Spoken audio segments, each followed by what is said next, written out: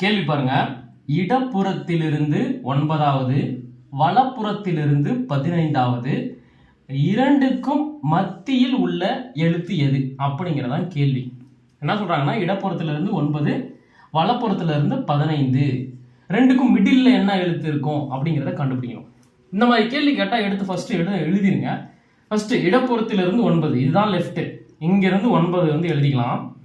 1 2 3 4 5 6 7 8 9. இடப்புறத்திலிருந்து 9 முடிஞ்சிருச்சு.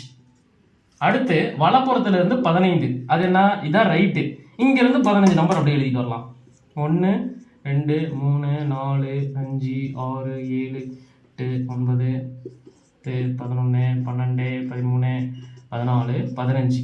ஸோ வலப்புறத்திலிருந்து 15 முடிச்சாச்சு. அது வந்து இங்கே வருது. இப்போ இந்த வி ஒரு எழுத்துக்கும் 7ஆம் நம்பர் எழுத்துக்கும் நடுவில் மிடில் இருக்கிற எழுத்து என்ன அப்படிங்கிறத கேள்வி. இப்போ இந்த 7க்கும் விக்கும் எத்தனை எழுத்து நடுவில் இருக்குது பாருங்க. 1 2 3 4 5 இருக்கு. 5க்கு நடுவாத எழுத்து எது? 3வது எழுத்து தான் 5க்கு நடு எழுத்து. ஸோ அப்போ இதுதான் விடை. இப்படி நம்பர் போடுறதுனால இந்த மாதிரி கேள்வியெல்லாம் நம்ம ஈஸியாக சால்வ் பண்ணிடலாம். ஸோ ஆன்சர் என்னது? இதுதான் ஆன்சர்.